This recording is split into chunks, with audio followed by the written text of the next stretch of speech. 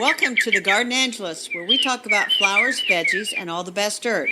I'm Carol Michael from Indianapolis, Indiana. And I'm Dee Nash from Guthrie, Oklahoma. Good morning, Carol. Good morning, Dee. We are 1 week from Christmas. Oh my gosh, don't scare me like that. I'm sorry. Did I scare you? Yeah, a little bit. I mean, I think my shopping's mostly done, but I don't have my presents wrapped. Well, you'll get them wrapped before you have a whole week, Dee. A whole week, yeah. You make it sound so easy, Carol. It should be easy. Christmas isn't about being all stressed out and uptight. Says the woman who doesn't have 4 children and isn't married. And yeah, I'm not even bringing up mom, but whatever. We'll keep going. How would you like to hear a quote? I want to change the subject. Let's hear the quote, Dee. How many lessons of faith and beauty we should lose if there were no winter in our year? Thomas Wentworth Higginson. That's a lovely quote for winter, Dee. It is, and you picked it out, so kudos to you. Well, thank you. I just thought it was really nice. We are probably going to gripe about winter all winter long, but without winter, you can't really appreciate spring and summer and fall. True. And although it is hard to appreciate summer in Oklahoma, I get what you're saying. Okay, so our flower for today, or do you have some news to tell me? News. I don't think I have any news. I notice you have a fetching sweatshirt on. Oh, I have on my Christmas Cottontail sweatshirt with an illustration from the book, The Christmas Cottontail, which is, I'd like to say it's flying off the store shelves on its way to thousands and thousands of children's, but not exactly. But it is, I think, a wonderful children's book. I mean, not exactly flying off the shelves and in Santa's sleigh, but you did get a really sweet message from a reader, a very enthusiastic reader. I got some texts from a reader, and she's 4 years old, and she loved it. And so her grandma helped her text me as many pretty emoticons as they could find. And then I texted back some stuff too. So it was really fun, but she really enjoyed it, and she loved texting with the author of the book. We should put that on her story. That reminds me of when Claire was little. She loved, and I'm not going to be able to remember the author's name now, but she loved Mr. Putter and Tabby, those books. And she actually wrote a postcard to the author, and the author sent her something back with stickers. So this is like the modern version of stickers. You guys did emojis. There you go. I love that. That's what we did. Well, we'll have to find those other books, and we'll put links to the Christmas Cottontail on our show notes, and we'll put links to those other books. To Mr. Putter and Tabby. Oh my gosh, you've got some little nieces and nephews. You should buy those for them. Anyway, I digress. We're going to talk about our flower. And the flower is? The flower is Calendula officinalis, which is Mary's gold. And so it's also commonly called pot marigold. And in England, when they talk about marigolds, they're talking about calendula. In the United States, when we talk about marigolds, we're usually talking about tagetes, which is the standard marigolds that have kind of the funny smell, and there's all different varieties. And the reason for that is, why, Carol? Why do people in England talk about pot marigold more than the summery one we have? Well, because the summery one we have is a native of Mexico, and probably when they first were growing calendula, marigolds didn't exist in England, would be my guess. That's part of it, I think. I think the other part is it is a lot cooler in England, and they can grow calendula for a very long time. Where I live, and I actually do grow it, is almost a winter flower. Not quite, but almost. And I put in the seeds in early February, or I go ahead and grow them on in January and then pot them out in late February, early March, because they need to really get going and blooming before it gets hot here. And I do grow them for a lot of reasons. I think they're pretty, for one thing. They are pretty, and they have a distinction. The other distinction from the other marigolds is the calendula are actually edible, and nobody would eat the other marigolds. The common marigolds, I'll call them. Those wouldn't taste very good. And there's that old tradition with the United States marigolds, I'll call them that they're grown with tomatoes because supposedly they're supposed to repel certain insects. And that's been proven that it's not so true, except if you buy those really, really stinky varieties. And, we call them stinky and stuff. I don't really mind the smell of them all that much. Neither do I. How about we say highly scented? That would be good. To me, they smell like summer, and they actually bloom in late summer. Yeah, here they bloom all summer. But sometimes they get spider mites. But that's another podcast on spider mites. Let's talk some more about calendula. So why do you think both plants are called marigold? You know why. I don't know, Dee. Go ahead. I'm letting you tell because I'm like, I don't know. Okay, so marigold, they're called that because it's Mary's gold, and it refers to the Virgin Mary, that's why we're doing it as a Christmas plant because of the Virgin Mary, right? And so when they first started putting plants, here's my theory about all that. I have a whole talk on Marian flowers, and almost all flowers in European gardens they have Marian names. There's all different types, right? Mary's bedstraw, Mary's, lady's mantle. There's just so many different ones. My theory is this. The first flower that they started calling by Marian names was the rose. Okay? And so, early on, monks had gardens. They were some of the first people to have gardens. And I think they got tired of just growing medicinal plants and things to eat, right? And so they decided to grow roses because roses are considered an herbal and they are related to apples. So I can see how roses made it into their gardens, right? But then there are these really showy flowers and they're monks.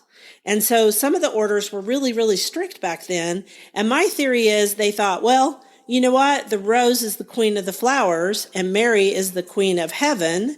In Catholic nomenclature. So I think they thought, you know what, we're just going to call the rose the queen of the flowers for Mary. All right. And so then once that little door was opened, they just kept bringing in more flowers. And so almost every plant is named after Mary. So it's a really fun talk that I do. And I do it a lot for Catholic churches and sometimes for Methodist churches and garden groups. But anyway, it's fascinating. There aren't that many American plants that are named after Mary, but there are a few. And the marigold, I think because monks came through Mexico, saw the golden flower and thought, this is another one for Mary's gold. So there you go. That's why calendula, which is so different from the marigold, are both called marigolds. Okay, I am not confused, so that is good. You are not confused? I explained it okay? Yeah, you explained it very well. So the pot marigold or the calendula, the part that you would eat is actually the petals. Yeah, because the leaves are fuzzy. It looks really good in salads. I wouldn't replace the lettuce in the salad with marigold petals. I would just sprinkle a few on top. When we talk about edible flowers, you do this every time. You go, okay, I wouldn't completely replace lettuce or other greens with just flowers in your bowl. I think you're alarmed that people are going to just put a big old calendula in their mouth and just eat it and be very distressed. Yeah, it would be good. They need ranch dressing, I'm sure. So what you don't know about Carol, everybody, is that she's not an adventurous eater. Right? What?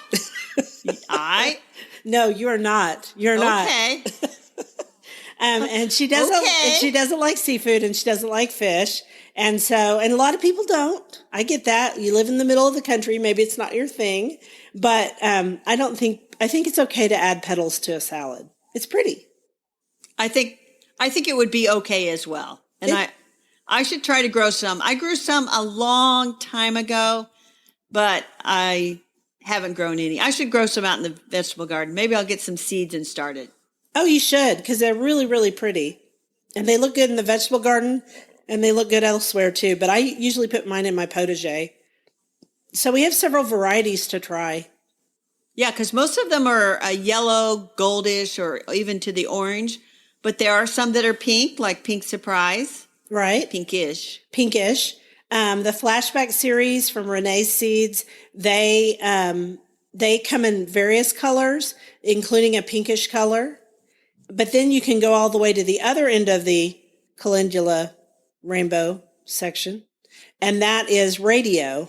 And radio comes from Chiltern Seeds in England, and it's a really cool shade of orange and has very long petals.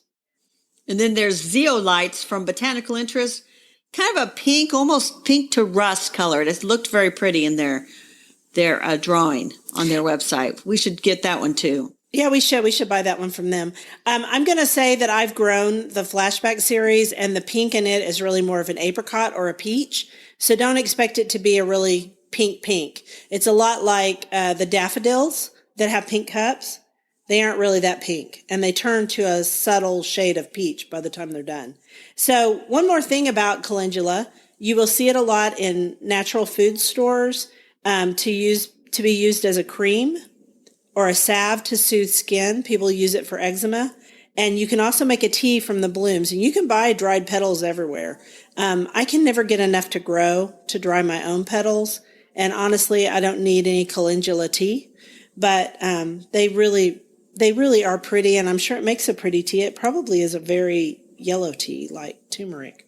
Yeah, it sounds pretty. And so the advice I'd give to people is grow calendula, but don't grow it as an annual that's going to flower all summer long. Treat it like a crop and put it out in your vegetable garden early and let it grow, let it flower, pick off all the flowers, dry them, put them on salads, do whatever you want. I think that's the way to handle it. Put it in the vegetable garden.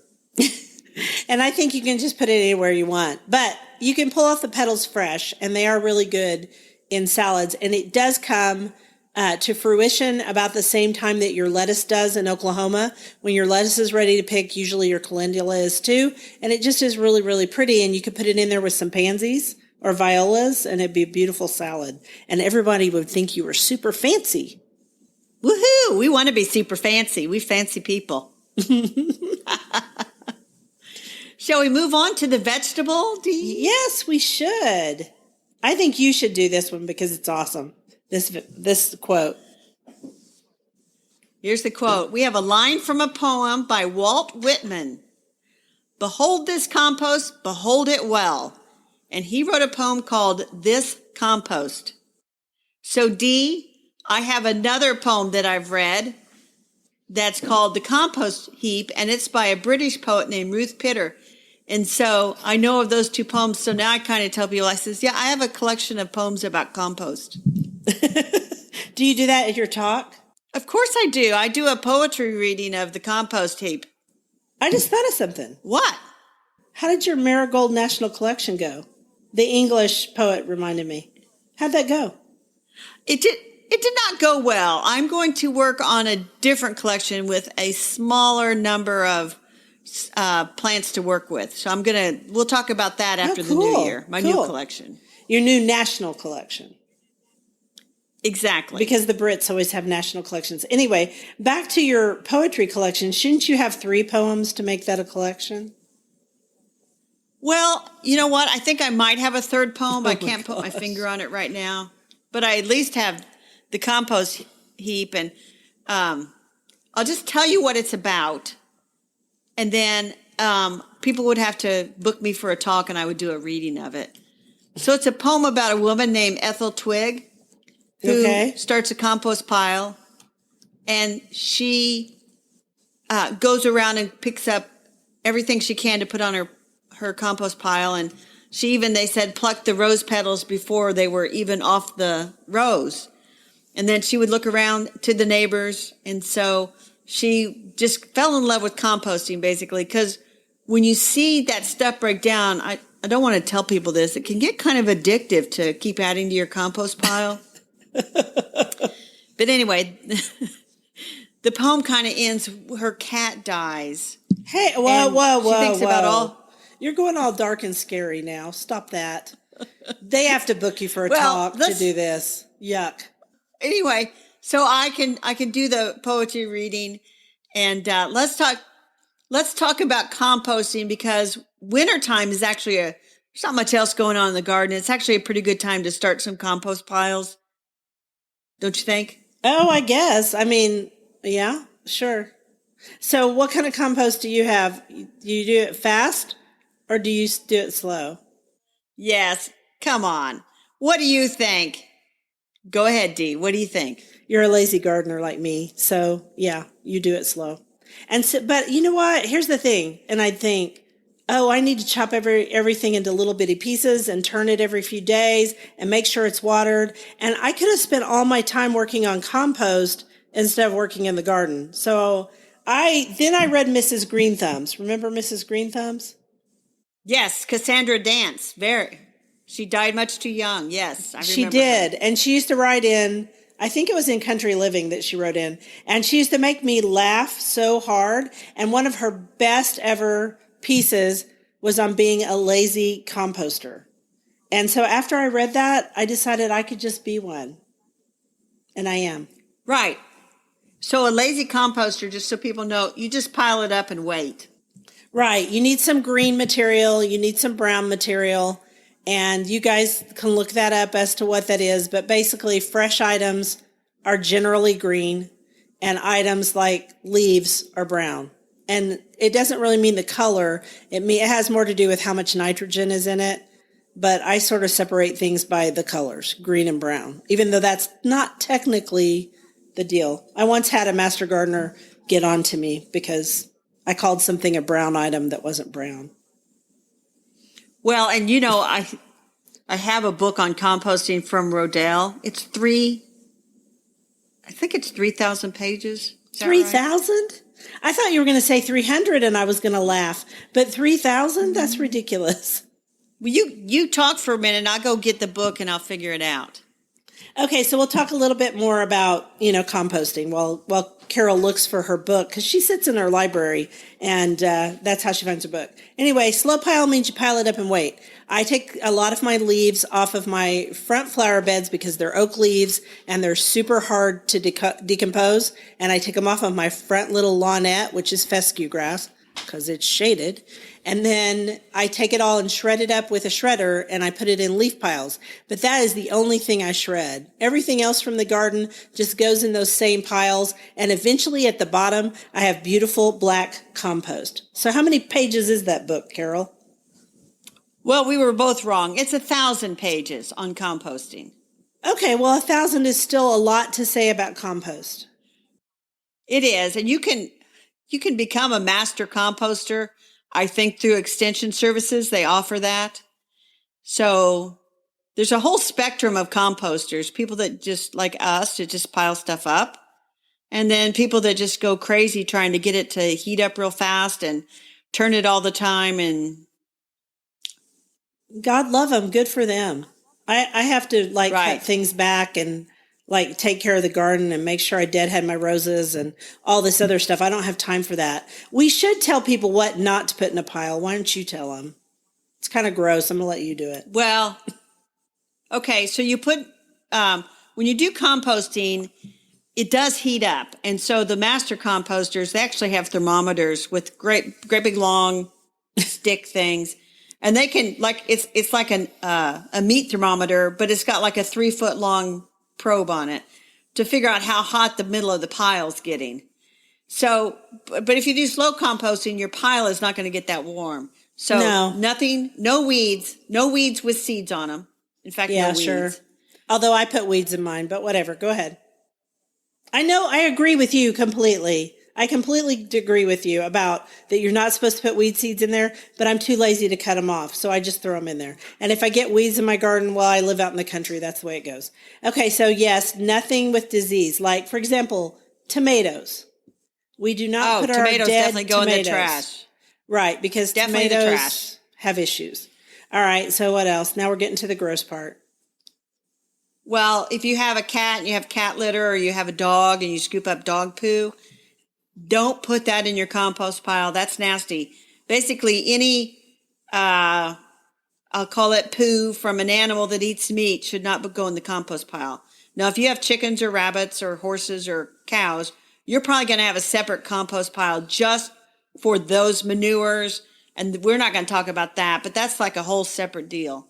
Right. And then, believe it or not, people, manure is controversial and we hate controversy. So we will talk about manure some, but not a lot. But you know what is good manure in a compost pile? Rabbit poo. Rabbit poo breaks down really, really fast. So if you have a rabbit, throw that poo in there. That's okay. Well, I was thinking about training the wild rabbits to go to the bathroom in the compost pile. Wouldn't that be sweet? That'd be awesome if they would do that, but I doubt that they will. They'll probably just come eat your flowers because that's what rabbits do. Anyway, some people kind of go crazy and they'll put, don't put any food scraps that would attract things like raccoons. Or rats. Or rats. I don't rush out there with banana peels and eggshells and things like that because that kind of thing is just going to attract the wrong kind of creatures to the compost pile. So I put eggshells in mine, but really what I use my eggshells for, after I have my eggshells all in a old coffee tin and under my sink. And as soon as you take the egg out of them, I just throw them in there and keep them because they dry up really fast and they're very good for putting around hostas and other things because they're sharp. So I put them around hostas. I'm not saying it stops slugs, but it might slow them down just a little bit or make them think first. Yeah, and then some people like to put like newspaper and they'll get the lint out of the dryer. I just don't think there's a call for that. Don't be doing that. Don't have time. No. So then people, they have like a 3-bin system. If you watch Monty Don on Gardener's World, he has like he's got like probably a 10-bin system. But the idea of a 3-bin system is you fill up one bin and when it's full, you turn that over into the next bin and then you fill that. And then when that's full, you take the second bin and turn it to the third one and turn the first one back to the second one. So that's kind of it's not as fast as some, but it is a way to kind of keep things going. It's a really traditional system, unlike the tumblers and other things that people use. Here's the thing here. As I was talking when you were over trying to find the 1,000-page book on composting, I have leaf piles. And so all of my compost goes on those leaf piles. And the truth is there are 3 piles. I don't put them in bins because when you've got a great big leaf shredder, you're just trying to get those leaves out of there. And we do put the leaves in different sections. So right now I have some really lovely broken down compost and I use the shredded leaves on my beds as mulch too. So, but if you do that, you're going to have weeds. I'm just telling you because, leaves really help enrich the soil. So compost is really good at help holding water into the soil. Makes the soil friable. Yeah, it does. And it adds organic matter, no doubt about it. And there's nothing nicer than looking at your own black compost that you've created yourself. I call it black gold.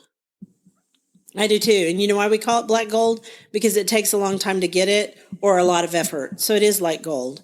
And you can also make compost tea. There's some debate about whether that's a good thing or not. It doesn't hurt anything. So if you want to make compost tea, go for it. Same thing with manure teas. There was something else I thought of too, and it just escapes my mind. Imagine that. Well, I'm going to tell you one more story about compost. And my brother-in-law had a big pile. He just piled it up at the end of the vegetable garden, a big pile of rotting compost and everything. And my sister sends me a picture a couple of weeks ago, and they got a new dog from a shelter, and couldn't understand why the dog had been returned twice. Well, the dog likes to dig, and she said literally will dig 3 feet down. So she sent me a picture, and the dog had dug through all that compost and spread it all over the vegetable garden. So it kind of took care of it for them. So they didn't have to go out there and do that. The dog did it. Oh, no. Do you have that picture? Can we post it on our social media? I will see if I can find it. I don't know if it really, unless you had the before picture to see the compost pile, it just really looks like brown dirt. Well, there you go. How nice of him to do that for them. Yeah, Mine it was spreads nice. Trash everywhere.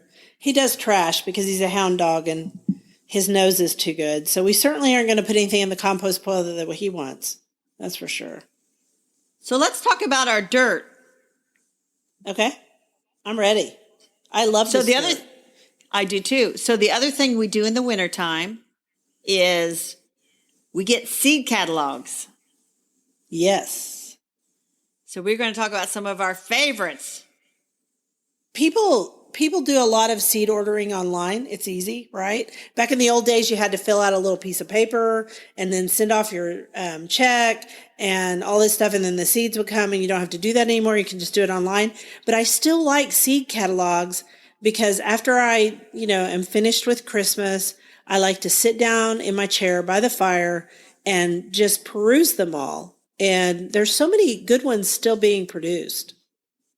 Oh, there's some definitely good ones. And people say, well, it's paper and it's wasteful. But I really like to get the catalogs, like you said. You can't dog ear a computer screen or underline things or circle, because you're going to want more than you can actually ever plant. Yeah, one of my problems is that, oh my goodness, I order too many in the spring.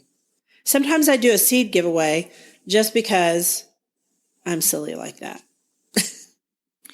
So some of our favorites, of course, we love Botanical Interest, which is based out of Colorado.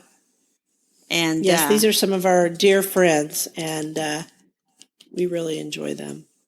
Botanical Interest has a nice selection, and the catalog is all hand drawn, all the seed packets. And so it's a really pretty catalog to look at. It is, and it's a great reference catalog too. They have a lot of information, so that's really nice. Yes.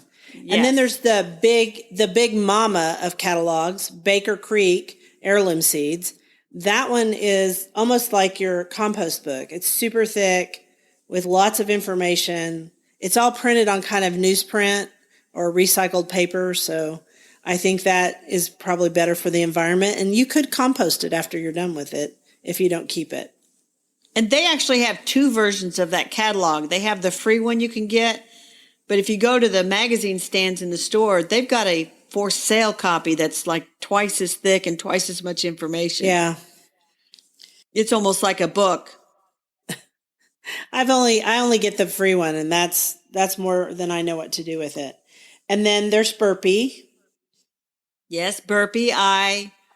Burpee was the one we always ordered out of when I was a kid, and I would help my dad fill out the order form. And so that's still a good one. Lots of good varieties, lots of old varieties, lots of new stuff. I like the Burpee. And then there's Chilterns, which we talked about a little bit earlier when we were discussing Calendula. And Chilterns is a great catalog to have, and you can order from them even though they're in Great Britain. They do ship to the United States, and seeds don't cost that much. You can't get plants from Great Britain, but you can bring home seeds, and you can ask for them to be delivered. And then there's Johnny's Selected Seeds, which is a great catalog, especially if you grow vegetables. I think of them as having just a ton of great vegetables. And if you need bigger quantities, Johnny's has a lot of they have bigger quantities of seeds. They also, I shouldn't be telling you guys this because I haven't ordered mine yet, but they have a lot of zinnias, and they carry the Oklahoma zinnias that are super disease resistant in separate colors. Because I hate the Oklahoma mix personally because it has this icky golden yellow in it. And don't get me wrong, I like golden yellow. I just don't like this shade of this zinnia. And there's a whole lot of it in that mix. So I buy them separately. And there's like an Oklahoma carmine. I think there's an Oklahoma red. It may not be called red. It may be called some fancy name for red. But they carry all of those. So I better run and buy those right now after we finish recording. And then if you want smaller quantities of seed, Pine Tree Garden Seeds is great for the home gardener. And I've ordered from them because it's a smaller packet and there's a smaller number of seeds in it. But sometimes if you're maybe starting your own tomatoes, you don't need 50 seeds of that one variety. The 10 or so they send you is good. And they're less expensive. Right. And we'll be linking to some of these catalogs so you can just go right over there and order them. Some you do have to pay for and some you don't. And then Renee's Garden Seeds she always has a lot of fun varieties and always something new over there. We like Renee's. She does. We do. She's a really nice person too. We have some really nice people in the seed industry. Yeah, I don't think mean people get into the seed business, Dee. No, and I think the seed business is hard, so we should all buy more seeds. So I had not heard of swallowtail garden seeds. Tell me about them, Dee. Swallowtail is really nice. Swallowtail carries a lot of different types of seeds, including some of the special zinnias that are out there. They also carry some really neat other annual flowers that you don't see in almost every annual flower out there. And I have also bought, they may not have it this year, but in the past, I have bought some really good grass seeds from them before because I like to grow some of the small ornamental grasses like bunnytail, and they have those. And so they have almost everything. I'm looking at their website right now. Like Tithonia, sometimes Tithonia is hard to find. Mexican sunflower, they have it. I'm sure they also have calendula because they have everything else. Well, so this is really probably going to be a costly episode for you and I because we're going to go to all these seed catalogs. We're going to look at all of them. I'm afraid so. Mm-hmm. That's the way it happens. You know what else I have, Dee? What?